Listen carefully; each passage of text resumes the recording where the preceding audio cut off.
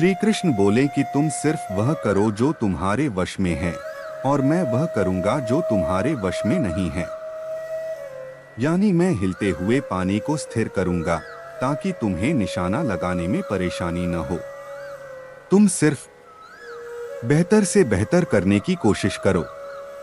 श्री कृष्ण की बात मानकर अर्जुन ने बेहतर कोशिश की और उसने मछली की आंख में निशाना लगा दिया। श्री कृष्ण कहते हैं, हारना बुरी नहीं, अच्छी बात है। श्री कृष्ण ने अपने आचरण से मानव जाति के सामने कई ऐसे उदाहरण रखे जो जीने की राह दिखाते हैं।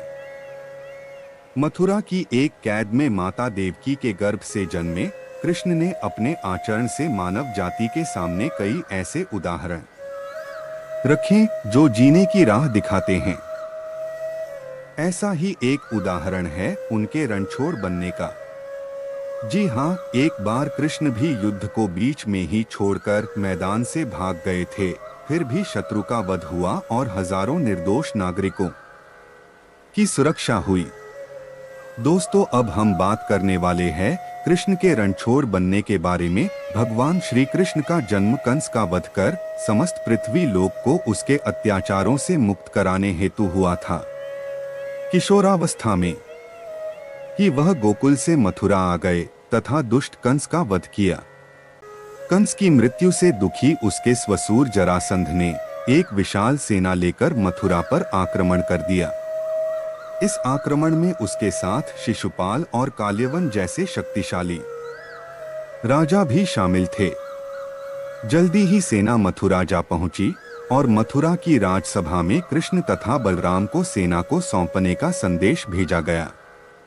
इस युद्ध को टालने तथा मथुरा के निर्दोष नागरिकों को बचाने के लिए कृष्ण ने रातों रात वहां से सैकड़ों किलोमीटर दूर समुद्र में एक नई नगरी द्वारिका का निर्माण करवाया। अपनी माया से उन्होंने समस्त नागरिकों, उनके पशुओं तथा संपत्ति को नींद में ही नई नगरी में पहुंचा दिया। अगले दिन सूर्योदय के समय कृष्ण तथा बलराम जरासंध की सेना के सामने जा पहुंचे और उसे लड़ने के लिए चुनौती दी।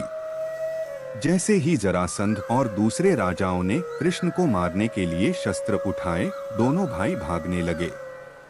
उन भाइयों के पीछे जरासंध तथा काल्यवन जैसे राजा भी भागने लगे। कुछ ही देर में दोनों भाई बहुत आगे निकल गए और उनके पीछे केवल मात्र काल्यवन रह गया।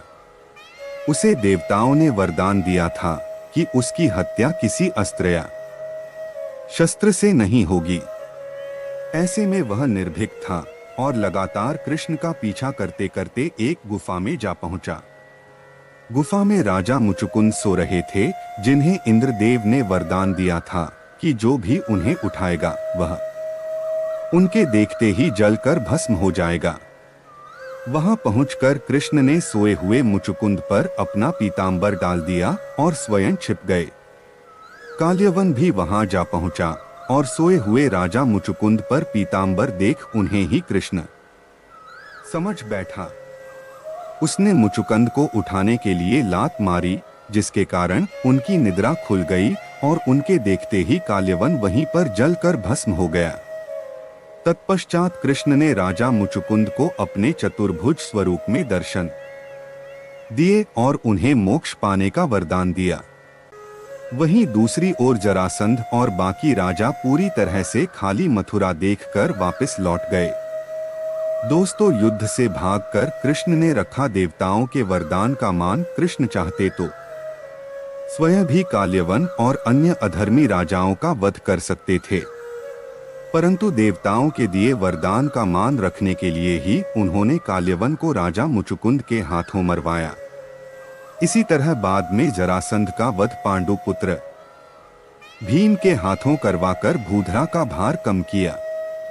दोस्तों, इस तरह कृष्ण ने दिया दुनिया को उदाहरण। इस कहानी के बाद कृष्ण के नाम के साथ हमेशा के लिए रणछोड़ जोड़ दिया। कृष्ण की इस कहानी से सीख मिलती है कि अनावश्यक ताकत का प्रदर्शन नहीं कर बुद्धिबल से काम लेना चाहिए। इस तरह हम अपनी शक्ति को खर्च होने से रोक सकते हैं और बड़े से बड़े संकट का भी सामना कर सकते हैं।